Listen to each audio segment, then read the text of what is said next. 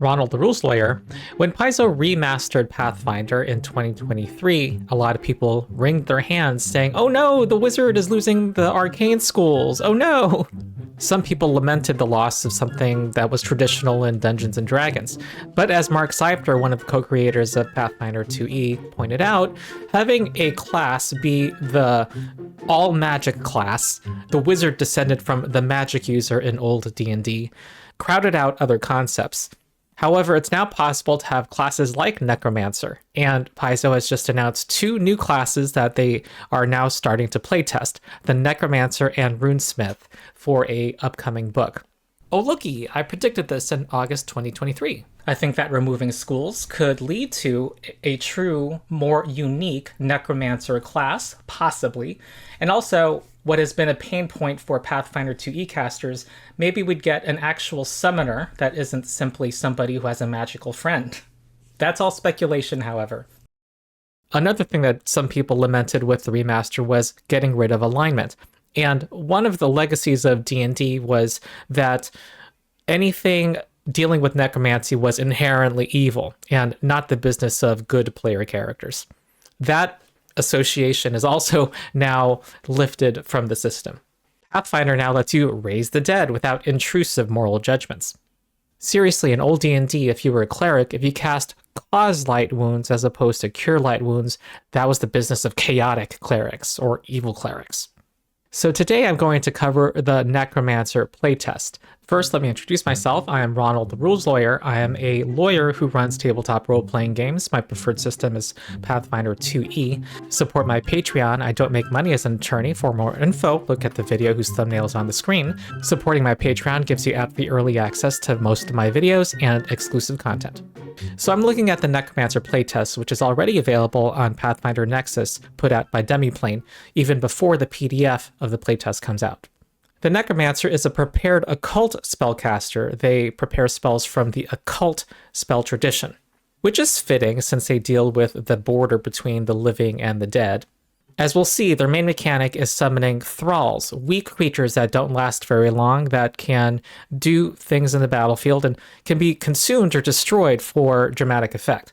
They can summon more powerful things with necromancer feats. However, we won't have the idea of creating a permanent undead army like you might see in older editions of Pathfinder and D&D. That individual power fantasy poses a problem naturally in an otherwise teamwork-focused game like Pathfinder 2e. You can summon a zombie horde, however, as we'll see from one of the feats, and similar effects from other feats. It's just that these summons are not permanent. Another dimension of what the Necromancer does is manipulate vitality and void energy, the energies associated with the living and the undead, respectively. When we look at the initial features of the Necromancer, we see that their key attribute is intelligence, like wizards, and they have 8 hit points per level. They're also trained in light armor, so they're a little tougher and more resilient than wizards. Besides that, there's little that's surprising here. They are trained in occultism for free, of course. You are a prepared occult spellcaster, and I think the only other class that can do that is some witches. Instead of the wizard's spellbook and instead of the witch's familiar, you have an internal dirge. This echoes throughout your body, bones, and even your spirit, and each day when you prepare your spells, you pull forth pieces of your dirge to vocalize. Reflecting your ability to straddle life and death, you have this class feature, Mastery of Life and Death. Whenever you cast a spell that does void or vitality damage, you use the weaker of the target's resistance or immunity to void or to vitality. So the typical situation is that in Pathfinder, you often encounter undead creatures who are naturally immune to void damage.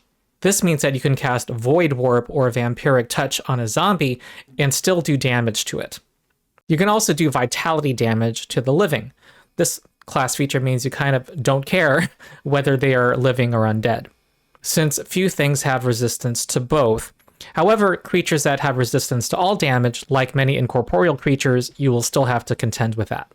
Their spell chart is interesting because they don't have as many spell slots as most other spellcasters. It's similar to the psychic class. They only have one first-rank spell slot at first level.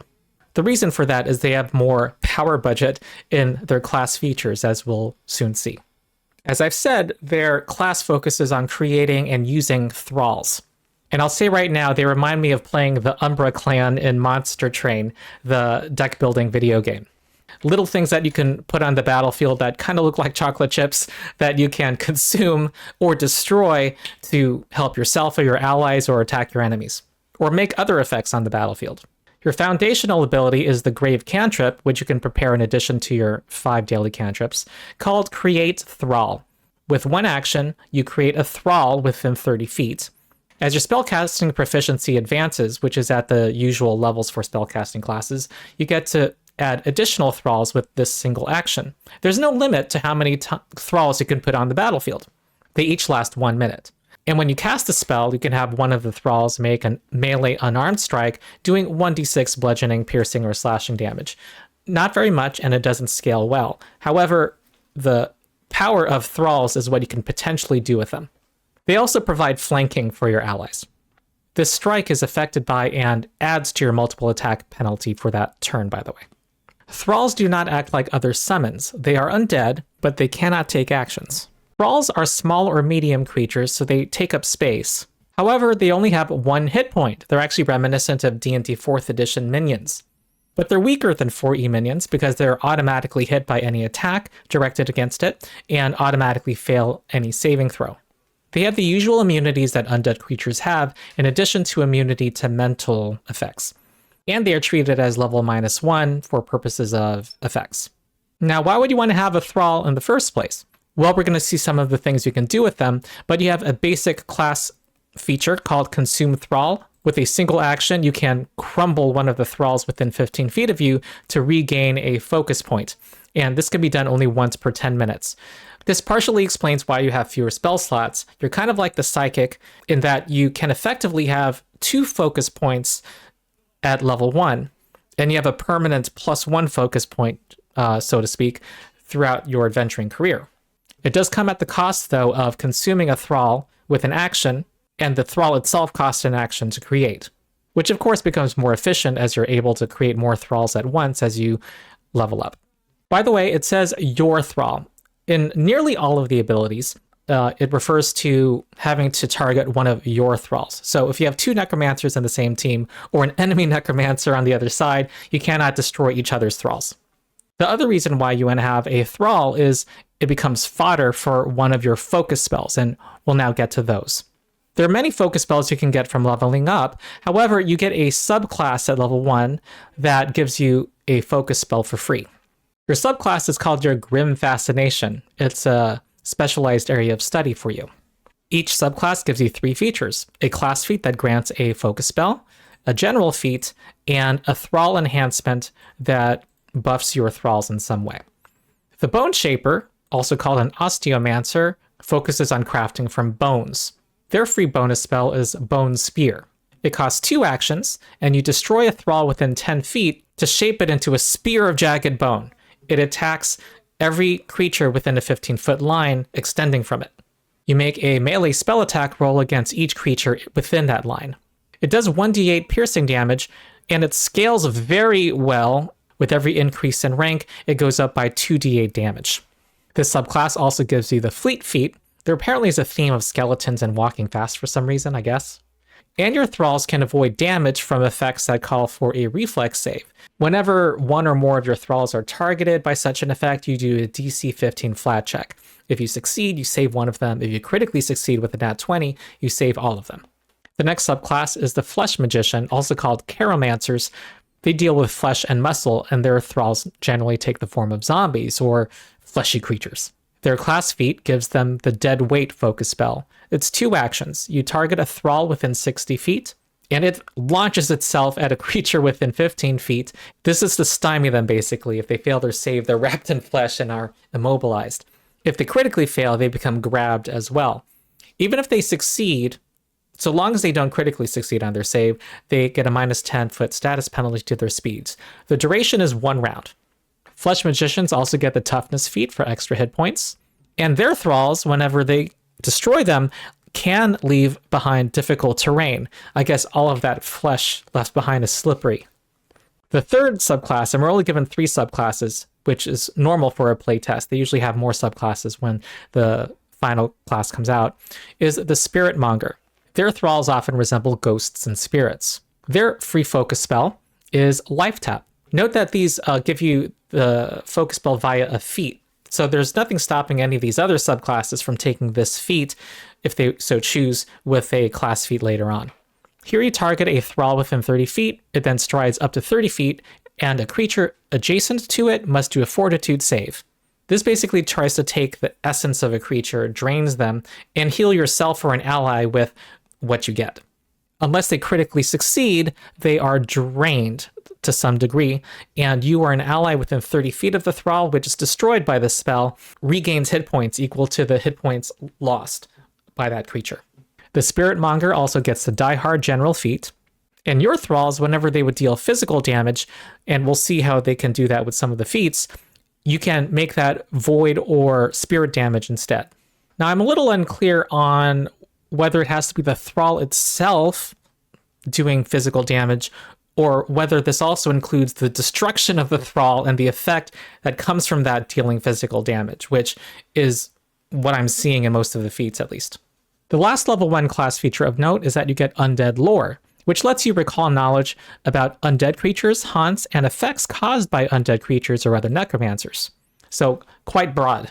And it being a lore skill means that it usually calls for an easy DC or very easy DC. This auto advances as you level up to become legendary at 15th level automatically.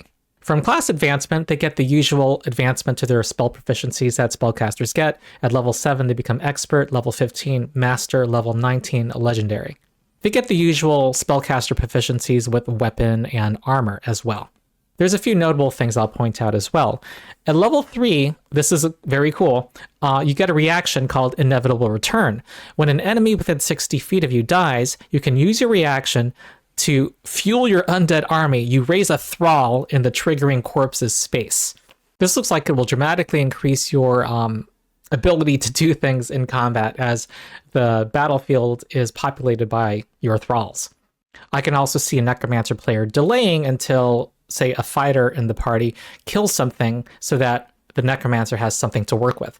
At 3rd level, your will saves become expert, not particularly remarkable on its own. However, whenever you succeed on a saving throw against a mental or possession effect caused by an undead or a haunt, it becomes a critical success instead.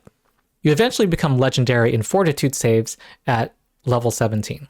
All right, now we get to the feats, and there's a lot of them. There's 31 feats in this playtest. So I'm going to give the highlights I normally would give in a video of this nature. However, if you want to see me talk about all 31 feats and give commentary on them, you'll need to support my Patreon. Sorry, but YouTube ad revenue sucks. So I'll just point out feats that were highlights and give an overview of the class, or things that raised questions from me. Level 1, Bone Speaker. You can use your undead lore to recall knowledge about living creatures as well. That sounds great. Almost too great. But it's limited by the fact that you can only learn information pertaining to the biology of a creature. You cannot learn info about any learned abilities or abilities granted by items. So this is supposed to be the limiting factor. However, it's just not clear to me how you adjudicate what is the biology of a creature. Does that include knowing their weakest saving throw? Is whether a creature's weakest saving throw their will saving throw considered part of their biology? Sure, the biology of a dragon might include the fact that they can emit fiery breath. But what about a fey creature's weakness to cold iron damage? Is that part of their biology, or is that something caused by their mystical magical nature? I just hope that this can be clarified, because I can see this being hard to adjudicate. Next is Necrotic Bomb. This gives you a focus spell, and remember, getting a focus spell feat gives you another focus point to your pool. This lets you explode your thrall within 60 feet, and it does void damage, 1d12 void damage to every creature within 10 feet of it. Remember, your class feature lets you damage undead creatures with this void damage. Reaper's Weapon Familiarity is a level 2 feat. It lets you be proficient with the greatsword, scythe, and all axes. At least it makes it more likely. You treat martial weapons as simple weapons and advanced weapons as martial. So they clearly have the idea of giving you a path to build your necromancer as kind of a gish, someone who can attack with weapons as well as cast spells. We'll see how effective they are. I'll comment at the end of the video. Level 4 is Bony Barrage. This is a focus spell. You get to destroy a thrall within 30 feet to make a 30-foot cone of phalanges, teeth, and vertebrae that does piercing damage. If there's another thrall within that area, you can destroy that as well, optionally, to cover your allies in bone armor so that they're excluded from this effect, and giving one of your allies a +1 status bonus to AC until the start of your next turn. When you gain the ability to create 2 thralls with a single action at level 7, this becomes easier to do. Reclaim Power is a way to heal yourself by consuming thralls. As long as your thralls are within 30 feet of you, you can spend 2 actions to regain 10 hit points per thrall you consume. You can consume up to 5 thralls with this activity. Additionally, if you destroy 5, you can decrease one of these conditions by 1. You can do this only once per 10 minutes, however. Level 6, you can summon a zombie horde as a necromancer in Pathfinder 2e. The zombie horde focus spell costs 2 actions, creates a 10-foot burst within 60 feet, and it becomes difficult terrain, and any creature that starts their turn in the horde takes 3d4 bludgeoning damage with a basic fortitude save. And on subsequent turns, once per round, you can sustain the spell to move the area up to 10 feet, which is not very far, and you can only do it once per round. However, if it moves onto one of your other thralls, it can destroy the thrall and increase the radius by 5 feet, which is pretty cool. Level 10 is interesting. It's called Life Sense. It lets you get an imprecise life sense to creatures within 30 feet. I would say that this name is kind of misleading because it lets you also detect the undead creatures within range. Maybe it can be called Spirit Sense instead. Additionally, you know the current hit points and temporary hit points of any living or undead creature within 30 feet. So you basically can see their health bars. Usually very important information in a battle. Level 14, Skeletal Lancers. This lets you summon 5 thralls in 5 different spaces within 60 feet. And each of them has a skeletal lance with a reach of 10 feet. They become environmental features, basically, annoying ones. When an enemy makes a strike, while within reach of one of these thralls, the Lancer deals 5 piercing damage to it. This does not stack, however. If it's within reach of multiple thralls, it's still only 5 piercing damage. It lasts 1 minute, and on subsequent turns, you can sustain the spell to move these little minions around. Each of them can stride up to 30 feet. Level 16, Effortless Concentration. This lets you, when your turn begins, immediately sustain a spell. I assume that this is a free action that triggers when your turn begins. You immediately gain the effects of the sustain action with one of your active necromancer spells, which I think this works when you're unconscious, I think, and dying, unless someone can correct me in the comments. And of course, we got to talk about a couple of the level 20 feats. Living Graveyard is a focus spell. Within 100 feet, you create a gargantuan thrall that has 400 hit points. It is a walking bulk of graves and tombstones held together by the buried dead. I just love that image. And it violently shakes, and all creatures within a 10-foot emanation must do a fortitude save or fall prone. Additionally, it drops off 5 thralls when you summon it that are adjacent to it. It lasts for a full minute. Every subsequent turn, you can sustain the spell to move this living graveyard up to 60 feet and cause it to drop 3 additional thralls. I'm just realizing at this level, you can create thralls with your first action, then create a living graveyard, and you already have 9 thralls on the battlefield. The last feat is Perfected Thrall. This is a focus spell that creates a warrior of pure muscle covered in bony exoskeleton. It has 200 hit points, and what's cool about it is that you can quote-unquote destroy it, but it only loses 20 hit points. You can make it a focus for one of your destroy thrall effects, which honestly, I don't know how useful that is since it's quite easy to make multiple thralls at high level.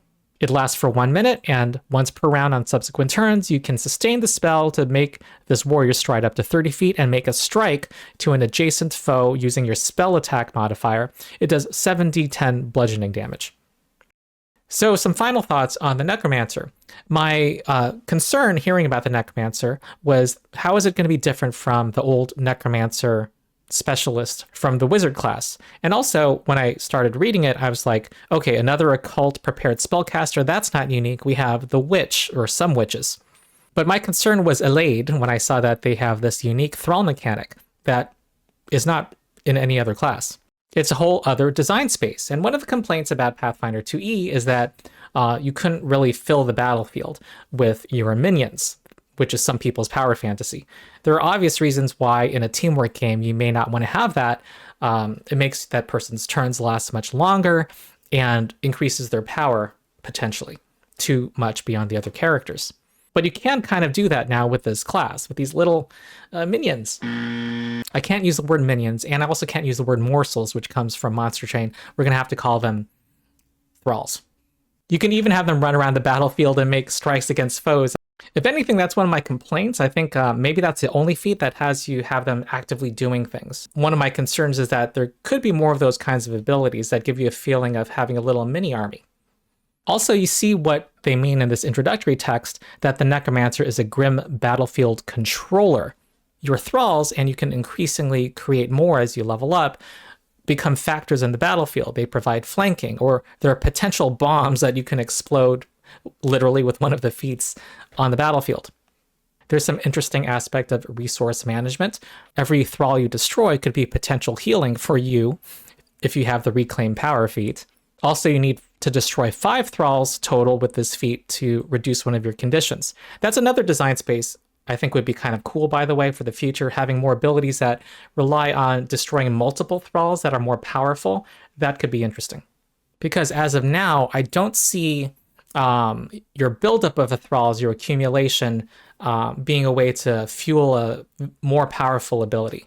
I can see the design and balance reason for not having that. However, that seems like a cool thing to have more of. Another thought I have, and possible concern, is that the necromancer might be sad against enemies that have AoE effects, things that affect an area. You might have 9 thralls on the battlefield, but a single Eclipse Burst spell with a 60-foot radius can clear the field of them. Also, particularly at early levels, when Create Thrall creates only 1 thrall, these attack focus spells, which cost 2 actions, effectively cost 3 actions because of the setup required. This gets more efficient as you're able to create thralls more easily. However, that is I assume that's factored into balancing the power of these spells, and some playtesting will be necessary to see whether they hit the right balance here. My last comment is that the idea of building a Gish with this class seems kind of like a trap. Reaper's weapon familiarity gives you the promise of wielding a great weapon like a scythe. However, your weapon proficiency scales like that of a wizard. You become expert at level 11 and it doesn't get any better. The other feats that support a Gish build don't seem like they make up for that crippling lack of accuracy as you level up. What seems to make up for that fact is the Bind Heroic Spirit focus spell you can eventually get, which gives you a +3 status bonus to attack rolls. And it gives you the very useful ability, the synergy of being able to create a thrall, I keep saying minion, every time you successfully strike a creature. That screams to me as like the niche for this Gish class. You're not necessarily better at doing damage than, say, the Magus or the War Priest, but you can create minions with your strikes. However, this feat is gated to 18th level, which is many characters will not reach, and it's at the tail end, the back end of a campaign from level 1 to 20. It seems to me that this should be available at a much lower level, and that it gives you a status bonus that scales with the gap between your weapon proficiency and those of martials. Also, it costs 2 actions and a focus point to enter this. So those are my thoughts on the Necromancer. I'm going to put out a video on the other playtest class, the Runesmith, very soon. If you enjoyed the video, like and subscribe. Also support my Patreon. You get to see my bonus video on all of the Necromancer feats. You also get ad-free early access to most of my videos and other exclusive content. Also join my Discord. There are thousands of us, and I hang out there a lot. We talk Pathfinder 2e and other gaming, and if you want to play Pathfinder 2e, you can be part of our drop-in, drop-out organized play system called Endless Tale Tavern. So that's it. I've been Ronald the Rules Lawyer. I'll see you next time.